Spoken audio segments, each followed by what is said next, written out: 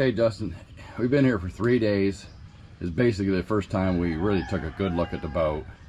What are your opinion now? I mean, how do you feel? Man, I got a whole bag, mixed emotions. For my immediate thoughts is like, damn, I got a sunburn, I can barely move. But no, in all seriousness, yeah, it's a little bit of mix. I'm always one that's optimistic, and I figure out what we want to do and then figure out how to do it. Not let's do it what's easiest and then do that, even though it's not as good. You know what I mean? So I know I see a lot of comments in the last videos where, oh my god, that's catastrophic, look at those big holes, just get rid of it, boats take too much money, you know, all that negative stuff. And where I appreciate our followers and viewers, I think you need to look at the bigger picture. I'm lucky to have people surrounded around me like Dexter, Alex, who just kind of can see my vision, and we just go with it. I know it's going to be a ton of work, but if we put in the hard work and do what it takes, it's going to be like the perfect boat for us. We're not coming in here with a $250,000 budget, so what else are you going to do? You want nice shit, you got to fix bad shit. That's how it is. So yeah. But after looking at the boat, do you find that there's enough good shit in it to, I mean, it's solid, right? No, how many boats did we look at that were actually catastrophic? Yeah. That we would have to replace every single stick on there, even the ones that were floating. It would be more expensive and long time to fix those. I mean, this one, you could tell, was built by a diver. We have the architect plans, everything. You could tell and I know the guy, he's an instructor. You could tell he built it for diving based on his needs and experience, because, I mean, I could go over it all day and show you. It's just, you know, between how the seats are arranged, how we have here in Philippines dive crates about this big, and there's just perfect space for the dive crates full of gear. Just everything you could tell was built for diving, and that's what I need first and foremost. After that, you can replace or rebuild a motor. You can repair a hull. You know what I mean? On top of that, we looked at some brand new boats. You know, those 2 million, 3 million, 5 million peso boats that were ready to go, and they're still changing the laws for the outriggers, for example. So even with this 5 million boat that's perfect, you'd still have to put a bunch of money into rebuilding that because the laws changed. You'd still have to rearrange the furniture basically and do a whole bunch of woodwork on the deck to make it for diving instead of just island hopping without tanks and without gear. So there was no perfect boat, and I think this one was just the closest to being perfect for us.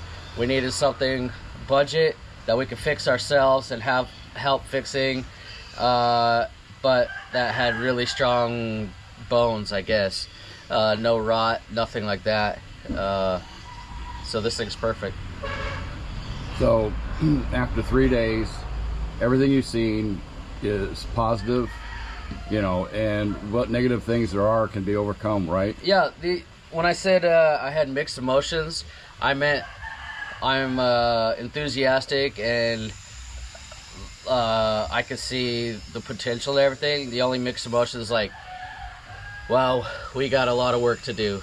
I'm not saying we're not going to get it done and it's too much. We haven't bitten more than we can chew, but it is going to be a lot of work, and I'm actually looking forward to filming it. And you still haven't really found a lot of experts to help you out as far as the shipbuilders or anything else? No. Do you think that's going to make a big difference? Technically, we haven't found any. We're going to go searching today for some help, but I think, I can't remember verbatim what you said the other day. That stuck in my mind is I'm not an expert at one thing, but I'm really good at many things. And you come here, even with, you know, we brought some pros or we talked to some pros, and you're like, that don't make sense. So there's a lot of things on here that's just common sense that you could fix yourself, you could do yourself. You could even, when the pros are here, you can make it better and show them this is what I want. And yeah, I think with your expertise and all my friends in the industry back home, and connections to boat yards and stuff, it's not going to be a big deal. We also have to fiber line it. You know, none of us are experts in fiberglass, but you know, we're good at learning, and you can basically teach yourself anything at this point.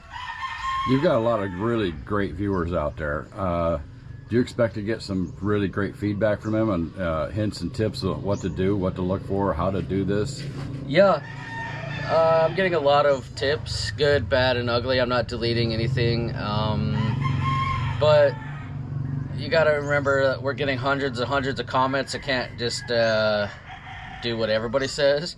But I'm not a yes man. I don't need pat on the back and all that. Even though I love it, I appreciate all those comments. But you are gonna take into consideration some of their hints and their suggestions. Yeah, I love the. Most people are just supportive, and where I don't need like just a pat on the back to validate anything. In the end of the day, I know this is a entertainment and viewer-based industry, but in the end of the day, if I have confidence in myself and my team and my people I surround myself with, it doesn't matter what people think. So, buying this boat, does this really help your vision of helping the locals have careers for the rest of their lives? I mean, we're trying to build a sustainable business back in Darwin where if we want to scale it, how do you scale a dive shop on an island without a boat?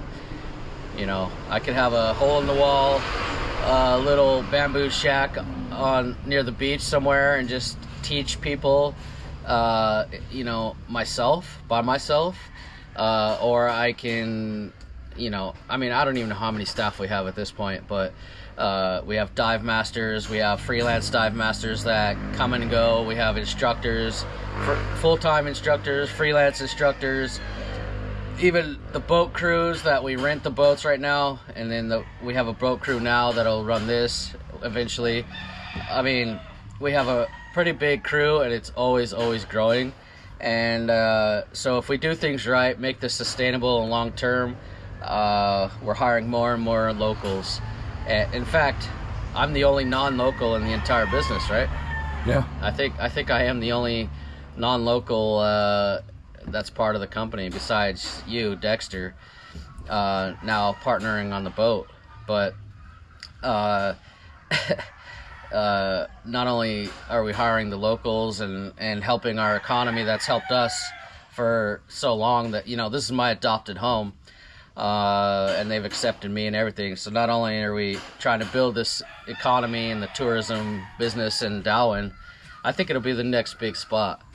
I'm really one of the only ones really pushing and promoting Darwin as like a scuba destination, and now the tourism board is coming on board and getting on the bandwagon, and they're realizing Boracay, El Nido, all these other big tourist destinations have no room to grow. There's literally no more room, no more land, no more water to expand those industries down there. So I'm not just building up my own company and giving jobs to my own people. I mean, rising tides lift all ships. So all the other dive resorts are seeing more business, and it just goes from there. On top of that, we got our mentor scholarship program where we're building up some locals that can't afford to get in the industry, and we're giving them the courses and everything. So that's another video. But as you get more into the business end of things, don't you find that there's a lot more things involved? Like you have a lady who is doing cleaning, and you found out she has a business background, and she's been able to step in. There's so much that, you know, nobody really thinks that goes on behind the scenes, even videography, editing, everything else. Do you see, you know, like a technician having a career, helping other careers come in there, so like that in the business field, you know, is the impact of what you're doing really set in on you yet? No, it's definitely not. It's definitely not hit me. I mean, it's only been a few months, I guess, but yeah. When I started learning to dive in like 2010, I just wanted to dive for free. I just wanted to dive as much as possible. It's expensive, so I wanted to find a way to dive for free. Fast forward to 2023, and I start a company, and I'm diving less and less because there's so many things to do. You know, my instructors are handling the students, my instructor trainers, my dive masters. I mean, all the way down, like you said, our cleaner at the shop turned out she was an accountant for another dive shop for 10 years, so she's helping with our taxes and all that stuff, accounting. So yeah, it definitely hasn't hit me because I'm just going from 5 in the morning till midnight every single day for what, 3 months now. So I haven't had time to really. Oh my God, I own a boat. I own a dive shop. Our dive truck is not even finished. It's just, everything is a whirlwind, you know. Every single dollar that we make, we put back into the shop, into the resort, into marketing, you know. It's just expanding every single day. We have a videographer, Elvis, and a editor. It's just going crazy. And this is the off season, and we just started, so I've been promoting Darwin for years now, and I still get calls from other resorts where I was just sending people. I would say, hey, they'd email me. I'd get 4 emails a day. Can I come dive with you? And I'd say, I don't have a dive shop. Go to this dive shop, this dive shop, this dive shop. And I still get calls every day from my friends that own those dive resorts saying, can you come down here? There's some subscribers that want to meet you and get a selfie and buy a shirt. And so they're like annoyed that they keep asking for Critter Hunter, like somebody else that doesn't work for them. But they're still getting business from videos I made years ago at their resort. So imagine what I could do next year when all these videos about building our resort, building our truck, building our dive boat start getting some traction next year and the year after that. It's gonna be insane, man. So to wrap this all up, you know, we've been here for 3 days. We've had the truck out. It's worked excellent as far as you're concerned. Yeah. It's done everything we needed to do. You got into basic boat building. You've never had to worry about that again. Yeah. You've learned about how the keel is, what's going on, you know, everything else. I'm learning a lot about boats. How do you feel, you know, now? Do you feel like, you know, there's a lot more to learn, but every step of the way, are you really looking forward to being like kind of the master of this kingdom of Critter Republic? Yeah. I feel like, yeah, things have totally flipped for me. I thought, you know, because my background is I was a travel writer, traveling the world, reviewing all these dive resorts, dive shops, from little tiny to multi-million dollar ones. So I thought I knew the industry inside and out. And then I started this business and realized I didn't know anything. I knew how to dive, and where there was good diving, that was about it, turns out. So like you said, I'm learning everything on the go. I'm meeting way different people now. Now I'm having business lunches instead of like scuba diver talk lunches. Now I'm out of the water more than I'm in the water. You know what I mean? I'm not teaching, I'm not guiding, I'm not underwater multiple hours a day just filming. I can't be underwater all day. I gotta be the face of this thing. I gotta answer 100 emails a day. I gotta shake hands and sell shirts and say hi to the guys when I'm at the shop. I mean, I don't even remember your question, but it's gotten way different than I thought it was, and I love it. Now I'm definitely just real deep into the actual industry and the business now. It's not what I expected, and I love it. I love learning I went to business school and I'm actually using it now. I don't remember the whole question. I don't know if I answered that, but Well, do you feel like, you're becoming more rounded in everything? I think you did answer. I think you yeah, did I mean, come right back around to it where, everything is just starting to add up. I mean, it seems like a piece here and a piece there, but do you think that eventually you're going to get all these pieces together and have the people behind you to run it? Yeah. Oh, yeah. Yeah, so when I was reviewing and seeing how all these resorts and shops work around the world, I always said, man, if I ever start my own shop, I'm taking over, because they don't do it right. They don't have the marketing. A lot of the places I'd go in, like Mexico or Kenya, wherever I was, they didn't even have websites, or let alone a channel or social media, or you'd see one photo on social media in like 3 years. The point is, I was like, I'm going to take over if I ever do it, and I'm finally doing it. And then, so I have the marketing down. I know what to do there. But I'm learning a lot more. I'm having lunches with owners of resorts or dinners, and they're like, oh, what about that? They're introducing me to the owners, not the owners, but the bosses in the Coast Guard, the president of the Philippines National Resources, that could help me do sanctuaries. I'm meeting like a whole different niche of people. Does that make sense? Just like a whole different type of person or people, or group of people that I never would have even thought about before. I'm sure you never even thought about moorings before. Yeah. Now, it's... I mean, look at what it took for us we got our own mooring out in front of the resort for when this finally gets there. I mean, just doing that. Who knew? 3 years ago, when it was just me and Alex in the back of his little shitty truck, just driving, exploring like dive sites I'd never been dove before, just throwing the gear on and jumping in the water, and hey guys, check out this dive site. I never would imagine I'd be laying in the mud, pounding on my own boat, or going to a tax and accounting seminar to learn how to run my own business in a foreign country, because it was required to get my license, or just having meetings and joining this association and this association. And I never would have thought that I'd be here 3 years ago. It's just weird, and I'm loving every minute of it.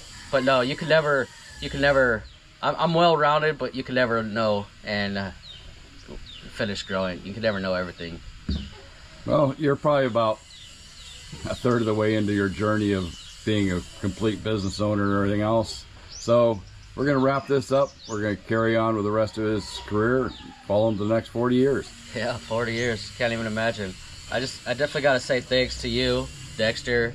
Definitely a good friend, which I value more than anything, but for the sake of the topic here, a good business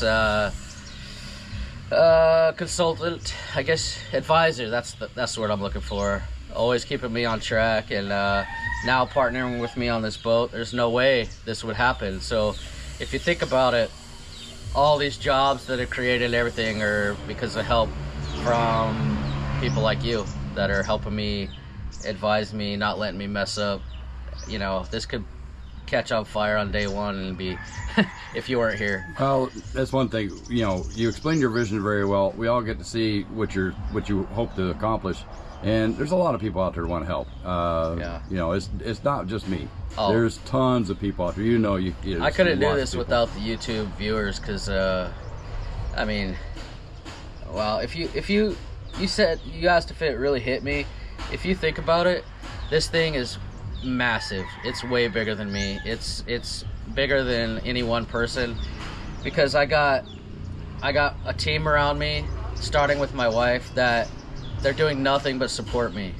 They're not just employees and contractors. They're mine. They're loyal to me. They turn down jobs everywhere else. They're my friends first and foremost. So I have that around me. All right. And then it's just the entire support system. Thousands and thousands and thousands of people watching that are just cheering me on and saying, just keeping me going. So you can't even get your mind around it how many people are just behind this project. This is like a global project. So everybody follow us here for the next 30, 40 years. Watch Justin get old and hopefully not wear out. I'm already wore out. We're out of here.